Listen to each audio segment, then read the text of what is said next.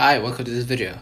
How to edit an Instagram Reels. To edit an Instagram Reels, just go ahead and open the Instagram. Tap the plus button at the top left. Right? And select Reel here at the bottom.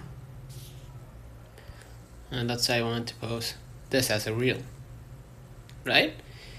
You can utilize the edit video section at the bottom left here. Right? To trim, reorder, or add clips. Right? So let's say I want to add, so I'm gonna hit the plus button next to it. Another picture. Hit the plus button. One more. Okay. And you can adjust the length. So you can just drag it using your finger or extend it using your own finger here. Or split in the middle here and replace it with something else. Right? Or just delete it. Okay.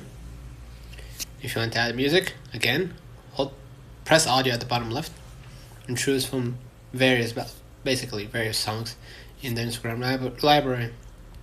Add captions if you will. Then, if you want to add an audio, you can just record your voice. Captions, if you want to add overlay, right? If you want to save it, all.